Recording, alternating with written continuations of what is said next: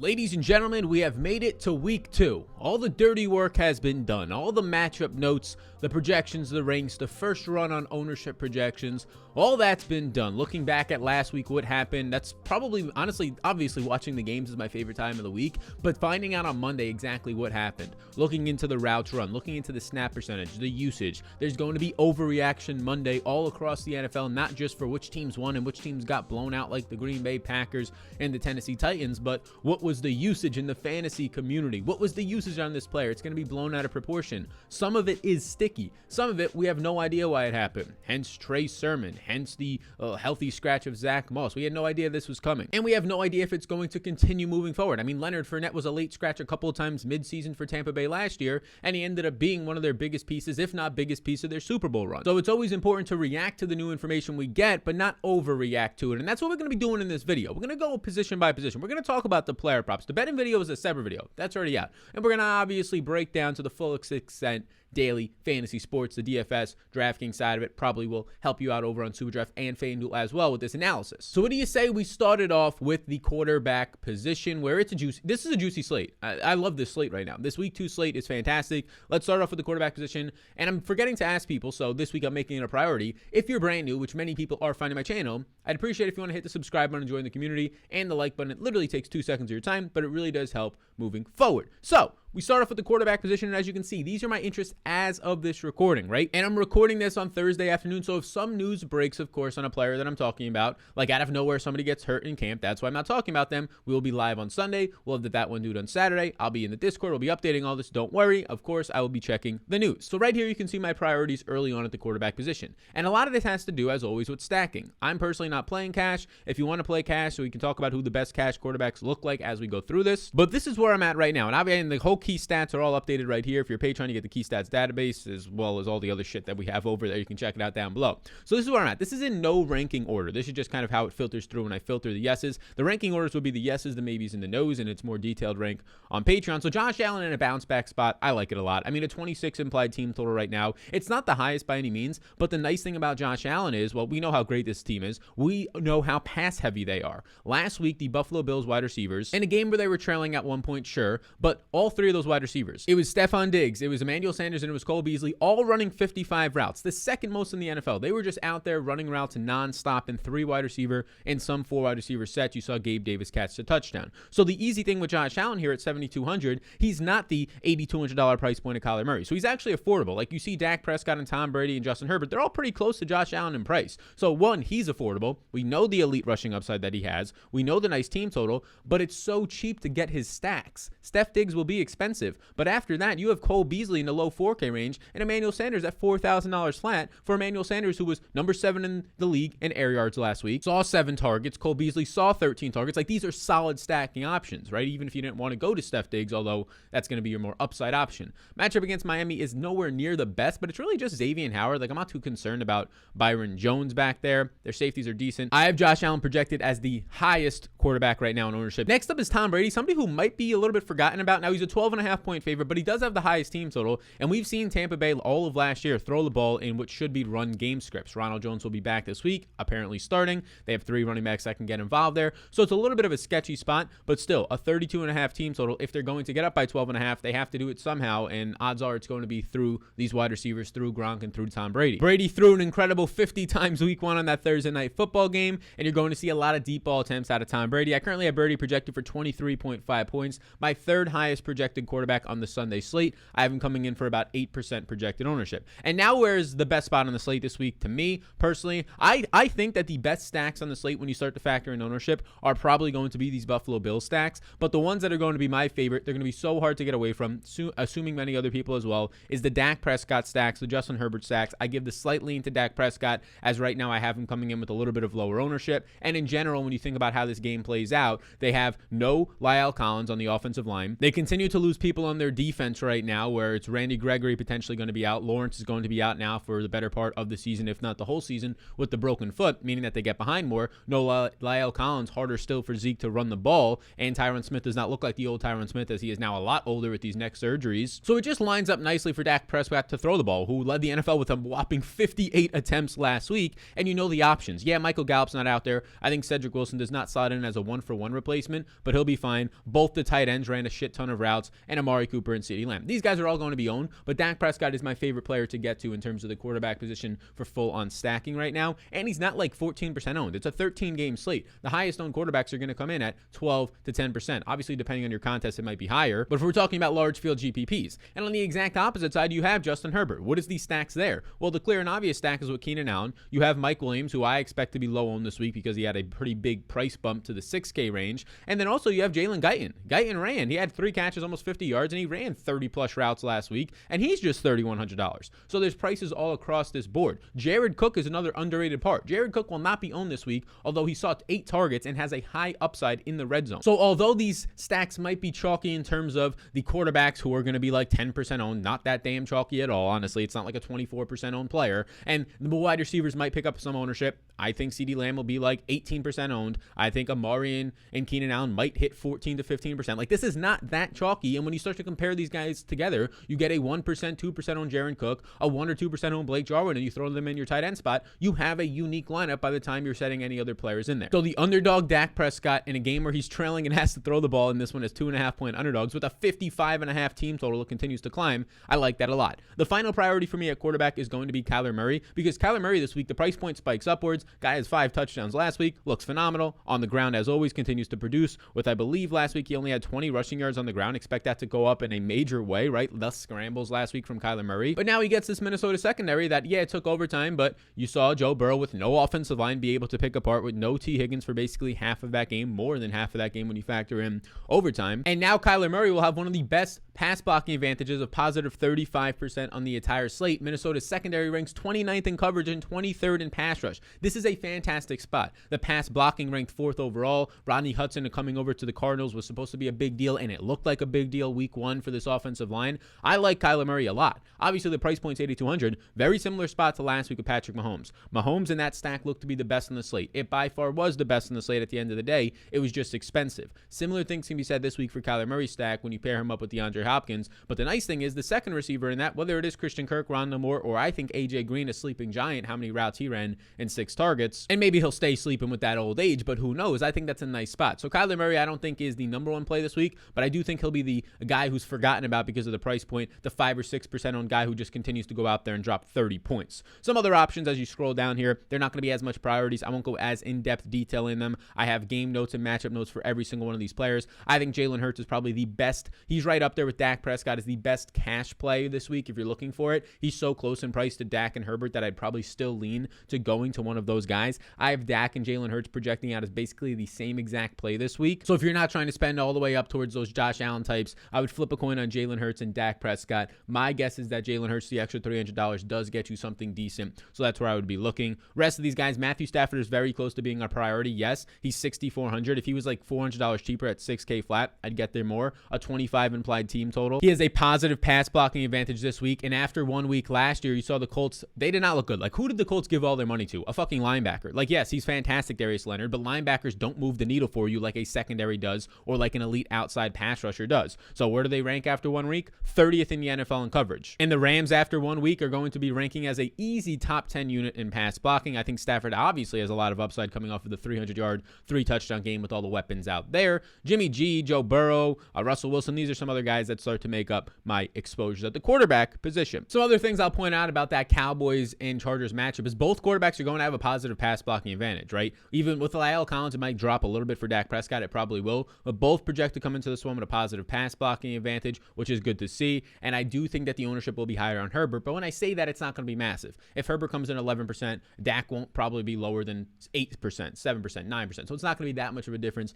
Don't let that be the difference in choosing one over the other, the ownership, unless it does change in a major way, and you see that on Patreon. Now, before we get into the running backs, I want to tell you about the props that I have this week. I have a lot of props this week. I've been putting them in the Discord. This is the one one that I took recently. So you can see I have a ton of props in here. If you want to pause the screen, you can check it out. Right now, I think I have currently, as this includes Thursday Night Football, depending on when you're watching this. But these props right here, these two players, last week you got the free prop from Prize Picks, right? A ton of people played it. You took the over on Patrick Mahomes, a half a passing yard, and you paired it with whatever else you wanted. I think a lot of people took Devontae Parker over 42.5 receiving yards, whatever it was. He had 80. Easy smash. We all win the Dollarooskies.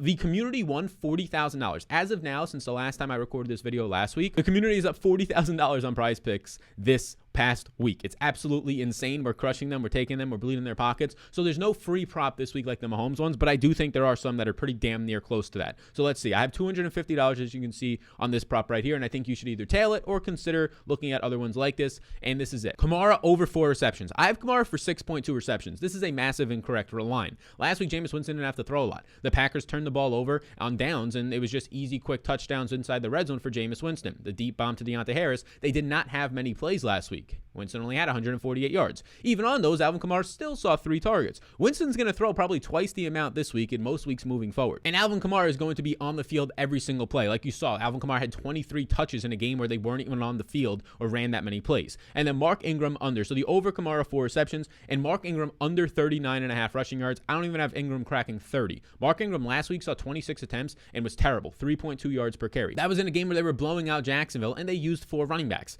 In a game where it's a lot closer and they'll probably be trailing in most games moving forward with a projected win total of just 4 for Houston, Mark Ingram is massive because here's the thing. Ingram's probably going to touch the ball 6 to 8 times on the ground in this game. And unless he's hit some insane efficiency for 6 yards per carry or busts a big run, which I don't think he's got that much juice, Mark Ingram under 39.5 yards is one of my favorite props. So this is the 2 that I take there. You put it in for $250. You try and win like $500. Bada bing, bada boom. That's where we're at. So if you want to take that prop or tail that, use the code SAL. It's simple. It's just on the screen in yellow, and you'll get your first free bet matched up to $100. So you can check that out. Those are the 2 that I like. Kamara over 4 receptions, Ingram under 39.5. I have a lot of other ones in the Discord that we're discussing. I posted some on Twitter as well, but take those ones. That's as close to the free bet as you're going to find as last week. If you missed out on that or you're trying to double it back up, use that code SAL. Get the free bet up to $100 Rooskies. And now we'll slide to the running backs where you can see Kamara's there right off the bat. This isn't no ranking order outside of just the yeses obviously being more of priorities, and these are my yeses all on the screen right now. So Kamara, yeah, you get $1,100 discount off of Christian McCaffrey, who they're playing each other in this game, and I'll take that. I have Kamara projecting out as a better play. I have him right now for the most projected points of any running back ahead of McCaffrey. I have McCaffrey for about 21.5.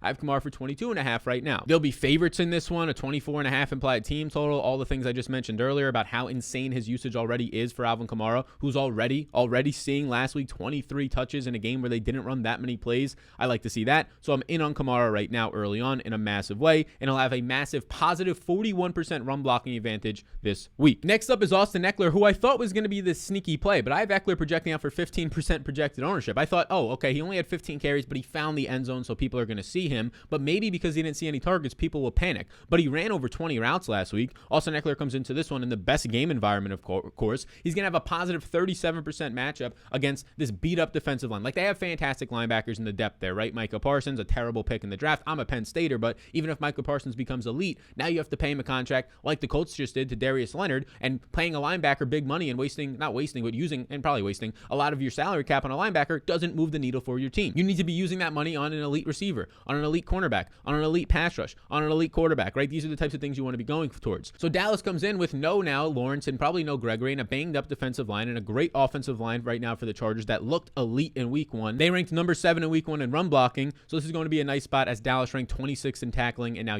loses some bodies. Joe Mixon he's the monster. I don't know how his price point only went up like $800 or $600, whatever it was. I have Joe Mixon right now projecting out for 17.5 points. Some decent ownership, but not a lot. Like if Mixon's coming in at 12 or 14%, like, and still it starts to hit 20 or 18%, that's when it starts to catch my eyes. Like, okay, on a 13-game slate, is this something that we want to do? They come in as 2.5-point underdogs. They have a terrible 21.5 implied team total. All those things look absolutely terrible for Joe Mixon, but even in this matchup against the Bears defense is not what it used to be. This is a terrible defense. Not only their secondary that got exposed in week 1 that has no talent in that secondary at this point, maybe one safety looks decent, but their defensive line, not good at all. It'll be a positive 3% run blocking advantage for Mixon here. Right now, Cincinnati ranks number 5th overall in run offense after 1 week, and the defense of Chicago does not look good as it ranks outside the top 20 in run defense and projected run defense. Mixon looks good for over 30 overall touches last week going into overtime. Najee Harris is the big question mark this week because he looks elite. He looks fantastic. Played 100% of the Steelers snaps in week 1. He ran 30 routes. He saw a ton of opportunities in a game that did not go go their way, and now he comes into this one as massive 6.5-point favorites with a 27 implied team total against Vegas, whose best player, who by far best player in week 1, is now probably going to miss this game at the linebacker position. This is a bad run defense. And Najee Harris is only 6,300, but he's going to come in as my highest projected player on the entire week.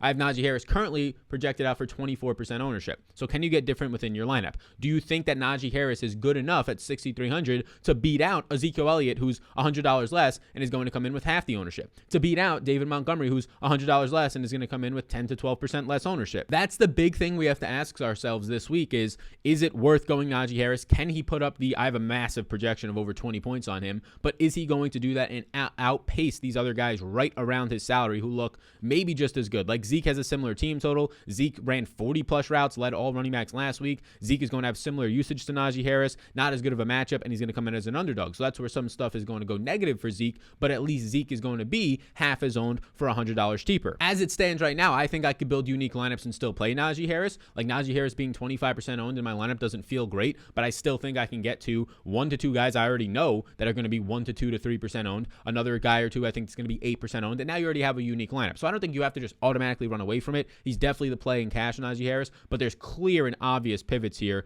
for Ezekiel Elliott and even David Montgomery, who's 6,100, who looked fantastic in a very difficult matchup against the Rams on Sunday Night Football. Comes into this one as a favorite now. Comes into this one with a team total of 24. David Montgomery has the highest run blocking advantage of positive 70% on the weekend right now. Here's the main concern, though. You're going to still have this offensive line. This is like a 1-week sample for the run blocking advantage. This offensive line looked terrible. It got even more banged up during the game. The reason why Justin Fields probably isn't the quarterback right now is because this offensive line is that bad that he's just going to get tossed around out there like early career Andrew Luck. So right now, David Montgomery still looks like a solid play. I'd prefer Zeke for $100 more. Chris Carson is going to be picking up a lot of ownership. Chris Carson's somebody that I probably shy away from. He's a guy that I really do like. Like, I like him a lot, but the problem with Chris Carson is the ownership. Like, I have Carson projected out for 18% ownership, the second highest on running back. Why is that? Because they have a massive team total. A 29.5 implied team total is the second highest on the slate. They're massive favorites right now with like being the third highest favorites on the slate at almost a touchdown favorite. And he has the best matchup if you're looking at just week 1 in terms of what was given up on the ground against this Tennessee Titans team. You saw Chase Edmonds combine for over 100 yards. You saw James Conner be efficient on his touches as well. And now Chris Carson's coming in there with a fantastic spot as a favorite in this one with pass catching chops. Look, Carson projects out nicely for me. I've got Carson for 17.8 points, but he's going to be higher owned than Joe Mixon, who I like more, and basically everybody else not named Najee Harris this week. So that's the one downside for Chris Carson. He looks good. He looks like the sharp play if he was going to be 10% owned, but he's not 10% owned. So that's the main concern there. We'll scroll down now as we get to my final yes, who's the best cheap option in my opinion. I put a tweet out about him earlier, and that's Chase Edmonds. Edmonds had 16 touches. He averaged 6.6 yards per touch for over 100 yards in week 1. That was fantastic. He played 58% of the snaps, so the majority of the snaps. Saw some red zone usage. Now gets the matchup as a favorite here, a 4.5-point favorite, 27.5 implied team total. Now gets this lovely matchup against the Minnesota Vikings. And Chase Edmonds, it's just a cheap play here. If you want to get down and pay down at running back, I think there's only really one option this week. It's not Mr. Elijah Mitchell, who will probably be in a 3-headed backfield and you wasted all your fab on him. It's not Mark Ingram, who's dust at $5,000. No, thank you. It's $4,900 Chase Edmonds, who has a positive 22% run blocking advantage this week. And Minnesota last week allowed over 1.4 yards before contact. Just an insane number. You have this guy who's great in open space in Chase Edmonds now. Again, top 10, number 7 in yards per touch week 1 amongst running backs. Very underrated here. Should probably be like a $5,800 to $6,000 running back. Probably will by week 3 to week 4 to week 5. Get him while he's still cheap. And then you can see all these maybes. These are guys obviously in a player pool for me, like McCaffrey. He's never going to be a fade. Dalvin Cook, I'd rather go to Alvin Kamara over both these guys because Kamara right now, I have Kamara picking up like 14% ownership compared to McCaffrey at 12, compared to Dalvin Cook at 10. Like if that starts to widen and Kamara is 20%, then you can start going there for half the ownership. Miles Sanders, I expect to yet again, even though he put up like 130 total yards and looked fantastic, and people are hyping up Kenny Gainwell, who got a lot of garbage time running that game when they were up by 26 in the fourth quarter. Miles Sanders yet again looks to be less than 5% owned. Nick Chubb, I'm going to keep in because there's no Odell. There's 2 touchdown upside, but Nick Chubb is not somebody I have that much interest in. Nick Chubb averages 1.6 targets per game in the Kevin Stefanski offense, only 4 screen passes during that time. He has to get the 2 touchdowns at this price point probably to pay off for you. The positive signs for Nick Chubb is he's implied for 30 plus points, and he has a 12-point favorite in this game. So if there was ever a time to do it, it would be this week. Lesser talked about players this week that are probably still going to be solid for me. Damian Harris fumbled, but he was still over 100 yards. He was still well on his way to continuing to be the bell cow. Ramondre Stevenson fumbled. I think Harris is going to jump right back in as a 5.5-point favorite and see close to 20 opportunities.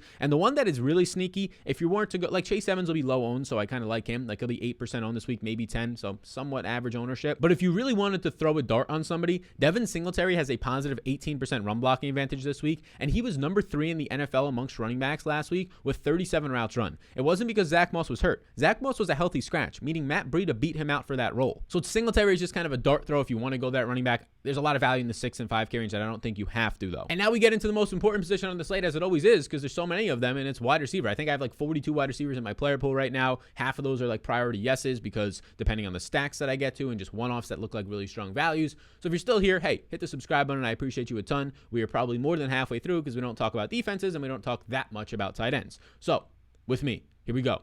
Regroup, breathe in, breathe out. The shirt's, I know, crazy. I almost spilled my fucking coffee. Yeah, I know. The shirt's crazy. Get over it. I wear the crazy shirts to spike reactions out of you and because I look damn fine in them. Or at least I like to say that. Self-confidence, baby. Let's get into the wide receivers. So some of the names up top will be obvious, and they'll just be because they're great wide receivers. They're in a stack. I don't really care about their matchup. We don't have to break them down too much. DeAndre Hopkins, expensive with the stack, but it's fine because it'll be low owned. He'll see Patrick Peterson, who got torched last week by rookie Jamar Chase and second-year player T. Higgins. I think DeAndre Hopkins will do whatever he wants against Patrick Peterson for parts of that game. Steph Diggs, who laid an egg last week, a lot of people were down on him, but he's now going to get a matchup, probably, honestly, by the way that he'll move around. Some against Xavier Howard, sure, but a lot against Byron Jones, who struggled last year. And week 1 this year, he looked pretty decent. Byron Jones is a bigger cornerback, but Steph Diggs has basically been undersized his whole entire career and produced Steph Diggs if you're going with those stacks. Now, here's the guys that I start to really like because of how much I like the Chargers and the Dallas game, which is shocker. But Keenan Allen continues to be disrespected by the entire world, being low owned. He was our that one dude last week. He puts up 100 yards. He puts up double-digit targets yet again,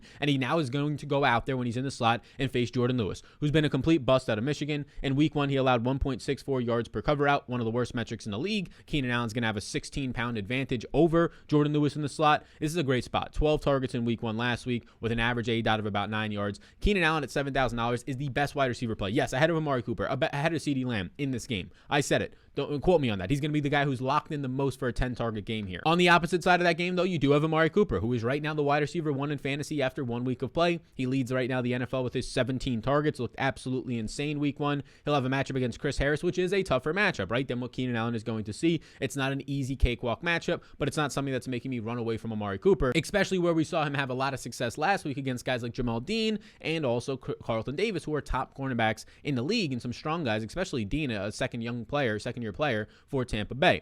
Chris Godwin had that big game on Thursday Night Football, and I think Mike Evans starts to show it a little bit more this week. That's why Evans is also a yes, as you can see on here. The matchup against Atlanta with a 32.5 implied total. Evans this year is somebody that I didn't like in season long, but I do think he bounces back from his terrible week 1 performance where Mike Evans wasn't doing anything, and will now see a better matchup. I mean, in week 1 he had 6 targets, which is a lot better than probably people expected in that one, and he'll see some red zone work in a matchup now against probably Murray for Atlanta, former Washington football team player that is not the greatest by any means of cornerbacks. He's going to have a 31-pound advantage on him. That looks good for Mike Evans. Other guys on here like CeeDee Lamb at 6,400. It's that game environment. It's elite. He saw a massive 15 targets in week 1. He's probably going to see the most Chris Harris. Like Amari will move into the slot, so will CeeDee Lamb. But CeeDee Lamb was on the outside last week, seeing a lot of air yards overall, which was good to see. But this is not the greatest of matchups for him. But again, when Dak Prescott starts throwing 50 times, it's not going to matter all that much. I would prefer right now Amari Cooper to CeeDee Lamb. Like in my projections, because he's cheaper, I think Lamb will pop up a little bit more. But Lamb, I expect to be probably the highest owned wide receiver this week. Amari not that far behind, but if Lamb is 18% owned, Amari probably 14% owned. Allen Robinson is kind of the bounce back player of the week. Like Andy Dalton is not going to help your case at all, but that was expected coming into that game. The Bears offensive line is a mess against one of the best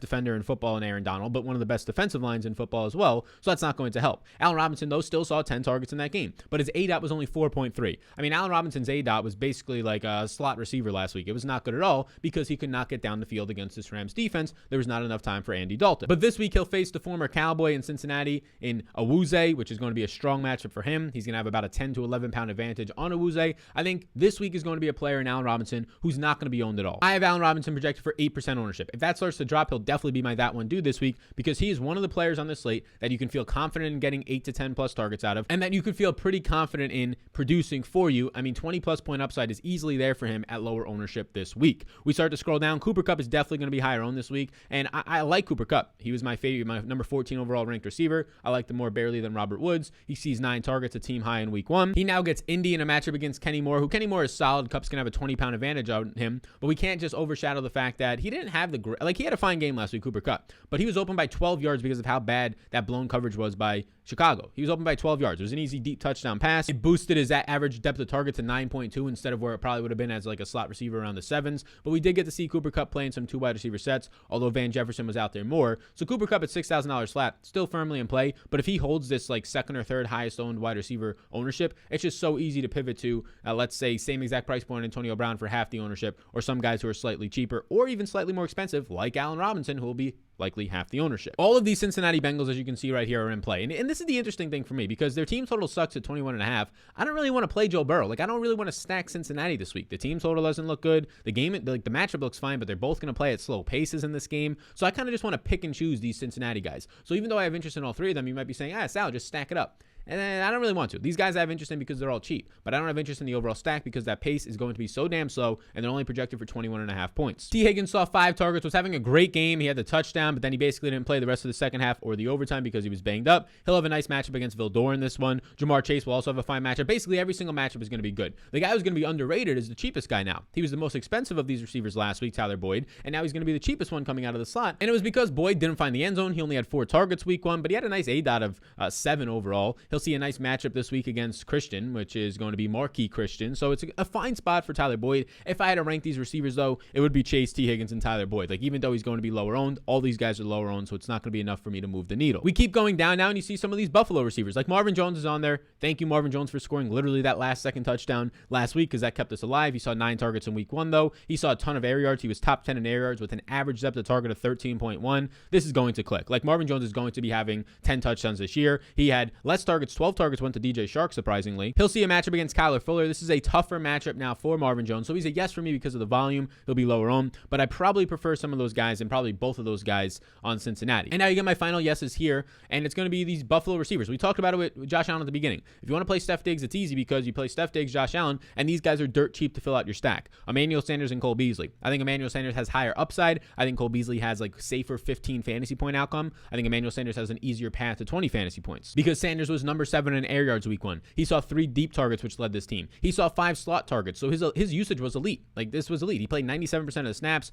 Cole Beasley also ran 55 routes, so they're both going to see a lot of usage. If you wanted to go Josh Allen, Emmanuel Sanders, and Cole Beasley and hope that Xavier Howard just takes out Steph Diggs, that's not the worst case either. Like, I do think that Cole Beasley and Sanders can both score 20 plus points. They're getting the volume to do so. 7 targets for Sanders and 13 targets for Beasley week 1. And then my final yes is maybe going to get pushed towards a maybe. Maybe I'm a little bit too high on him for a $3,100 receiver, but it's Cedric Wilson, who's going to fill in for Michael Gallup. He ran 22 routes in week 1 when Gallup got hurt, caught 3 balls for 24 yards in about half the game. If you give Cedric Wilson a full game, he's going to be solid. He's one of the better wide receiver 4s in the NFL. Last year against Seattle in that big game environment, which is similar to this one, scores a deep touchdown, and that was with Michael Gallup playing. So I think you can expect Cedric Wilson in this one. I don't think they're going to go to heavy 2 tight end sets. That's not how the Cowboys are set up to play at all. I think that Cedric Wilson, they trust him. Cedric Wilson will be a solid wide receiver 3 on any team, maybe even solid wide receiver 2 on most teams in the NFL. Cedric Wilson right now at $3,100, if you told DraftKings Michael Gallup was definitely going to be out before they dropped these salaries, you probably get Cedric Wilson somewhere around like $4,500. So I like Cedric Wilson this week. I have him projected for only like 6 or 7 fantasy points,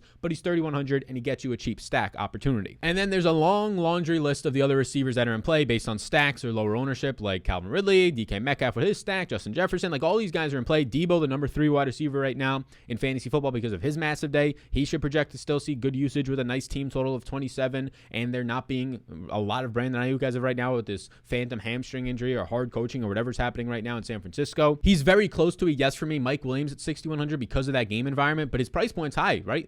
You're paying for Mike Williams now. You're paying a price point that's more than Cooper Kupp. That's the exact same as Allen Robinson. Allen Robinson, who's the clear and stud wide receiver 1 on his team with a better matchup this week over Mike Williams, who's the number 2 to maybe even number 3 if Austin Eckler starts to get involved in the passing game option. Antonio Brown's a nice pivot if you wanted to go there off of Cooper Kupp. So is his own teammate and Robert Woods. Keep going down. There's a bunch of receivers in play. I literally have like 45 guys in play. The one guy I do want to touch on, though, there's a couple guys. So Bryan Edwards is down here. He had the nice end to that game last week. He's only at $3,700. If his Monday night performance happened on Saturday or Friday or Thursday, he'd probably be this week like $4,800. So you're getting a built-in Monday Night Football discount there. Will Fuller returns this week at $4,800. I'm still a little bit hesitant to go to Will Fuller right away. Elijah Moore did not have a good week 1 catch for -2 yards, but he saw targets. He saw a ton of air yards out of that offense, and he ran a bunch of routes. Keep an eye on Crowder, though, because because if Crowder returns, it might drop some of those routes, continue the air yards downfield, but then he starts to become more of a boom bust play at 3,500. I think Marquez Callaway, I have Marquez Callaway if we want to talk about props. I have him on the over 3 receptions.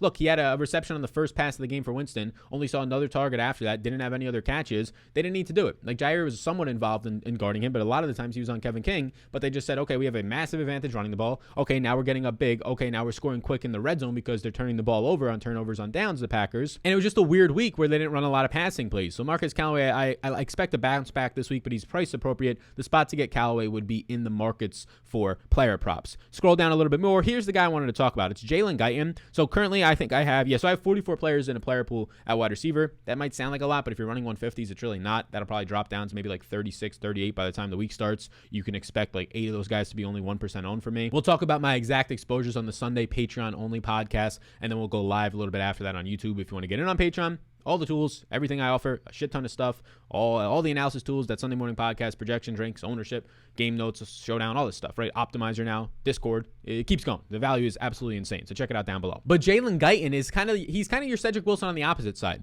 the clear wide receiver 3 on the Chargers in this game, but he ran a ton of routes last week, and I think you're going to see similar routes run, like 30 routes run for both Jalen Guyton and Cedric Wilson. Who's going to be used more? Jalen Guyton's role is downfield, but like we saw last week, he was used in the intermediate and short, like Mike Williams, so they're using him a little bit better now, this new coaching staff, rather than just just straight go routes down the field where the defense knows what you're doing and you're not the greatest at receiver, so they don't have to spend any extra attention on you. But now if they'll be running some digs, some quick slants, some curls, some comeback routes, that's going to be nice for Jalen Guyton's upside. So they're both 3,100. They're both kind of like a last guy in. Maybe some of your stacks is a cheap option between Guyton and Wilson. I really don't have a difference in them right now. It really depends on what you want to do, how many guys you want to get from a certain team. They're both projected for me for like 6.5 points. Guyton and Cedric Wilson both have downfield upside. They're both solid receivers as wide receiver 3s. There's really no difference between the two of them for me. So just flip a coin, or just if you already have like 2 Cowboys and you want to go Guyton, whatever it is. So that gets us through the 3 main positions. We'll go to tight end now. And if you're saying, and here's the coffee, how you doing? Be kind today is what the mug says. If you're saying, oh, you didn't talk about this guy or this guy, or you skim through him quick, it's just because I don't have as much interest, because I'm probably not stacking that guy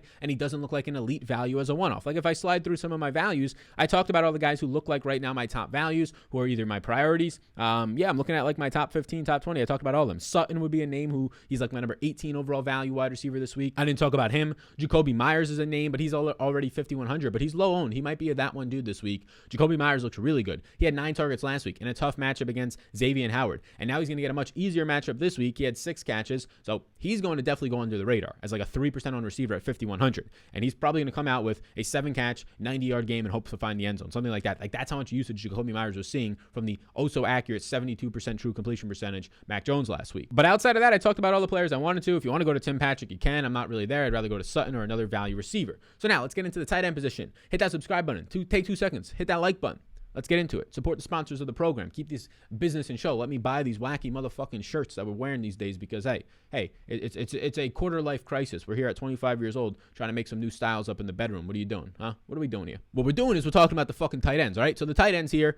Look, I told you guys last week I play the good tight ends. It's as simple as that. Play the good tight ends. Play the TJ Hawkinsons. Play the Travis Kelce's. Play the Kyle Pitts, who we thought was good, and he had insane usage. Just their offensive line broke down. He had 7 targets. He just didn't get downfield usage because they had no time to throw downfield. So just play the good tight ends. This week it's going to be play the good tight ends plus one insane value that should be $1,000 to $2,000 more expensive. Probably about $1,300 more expensive. But Darren Waller, don't have to say much. He was number 2 week 1 in the entire NFL in air yards. He saw the insane amount of targets that Darren Waller was seeing week 1. The exact targets, I believe it was like something 19 targets, led all players, not just wide receivers, all players week 1. We don't have to talk too much about Darren Waller. You know how good he is. He's the Travis Kelce play of last week of, I'm probably still going to get 15%, even though he's massively expensive, because he's such an advantage at the position. George Kittle's on here. George Kittle I'll probably get less of, because I think there's 2 really good plays below him that you can see in price point, but he's going to have a massive advantage against Eric Wilson, who he has 20 pounds on. You're going to get him in the slot or out wide about 30% of the time, so Kittle's clearly in play. But as we slide down, we get to these guys like Kyle Pitts, who let a lot of people, including myself, down last week, but he still saw 7 targets. He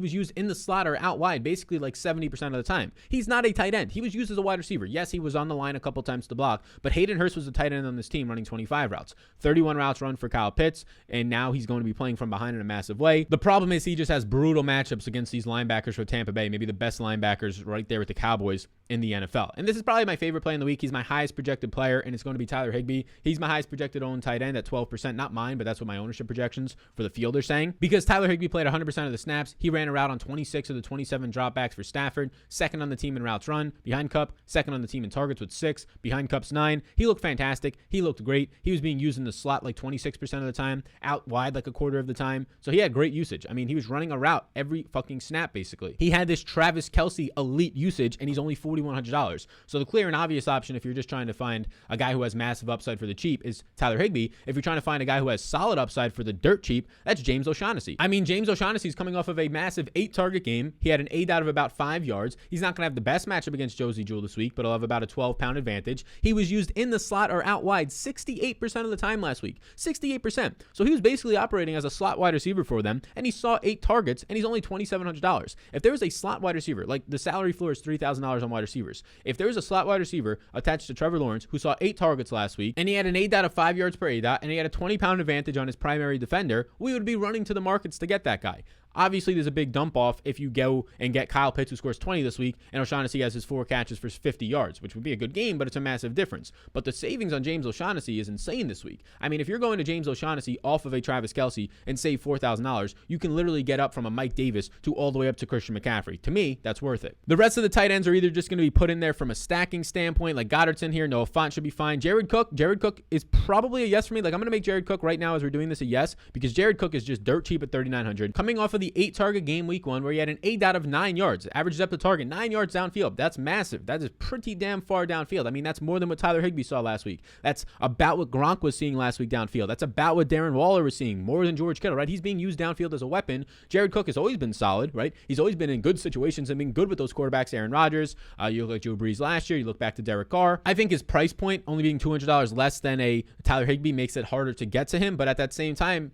teaming him up in this game environment and the fact that you're going to save on ownership off of Higbee, probably half the ownership, makes it look really good. Same things can be said in a way for Dalton Schultz and Jarwin. They're just splitting that role where it's clearly Jared Cook over Donald Parham for the Chargers. And just some other guys here. Adam Trotman, on the limited attempts that you saw from Jameis Winston, saw a 30% target share. Insane. Saw double the targets than Juwan Johnson, who everybody's jumping up and down for because he caught 2 touchdowns. Tyler Conklin's here, and that's basically it. Like Gerald Everett, I didn't really like the usage I saw out of Gerald Everett. Ran less routes than Will Dissly. Anthony Fersker, I like that usage. Actually ran more routes than we were expecting, but they were getting blown out, so who knows if that's actually going to hold. So that's where I'm at on tight ends. I think Jared Cook is kind of this sleeper type tight end. Adam Trotman's like a deep sleeper if you really want to throw a punt. I'd rather just pay all the way down, though, to James O'Shaughnessy. I think O'Shaughnessy only picks up like 3 or 4% ownership because he's not a sexy name. People aren't even going to know that he had 8 targets last week, let alone that he was being used as a slot receiver out wide all the time. But that's where we're at right now. So I appreciate you tuning in. This is a longer video because this is the most important video of the week. The final thoughts. That one, dude, the low owned plays, is going to come out tomorrow. Sunday morning Patreon podcast and Sunday live stream. I appreciate you all a ton. Hey, before you go, hit the subscribe button, 2 seconds, and let me know in the comments down below. Who is your favorite wide receiver play this week? Overall favorite play. Doesn't have to be a certain price range. Who's your favorite play at the wide receiver position? You all rock. I appreciate it. If you want to support the sponsor of the show, that is Prize Picks. Take that over 4 receptions on Kamara, the under 39.5 rushing yards on Mark Ingram. Parlay, which you did last week. We all go rich this week. Use the code SAL for a free bet up to $100. And come on in the family, get in the Discord, and join Patreon. See you on the next one, gang. You rock. I need something. I need some coffee, some water. My throat is damn burning after talking to you for 45 fucking minutes. All right. Peace out, gang. See you in the next one.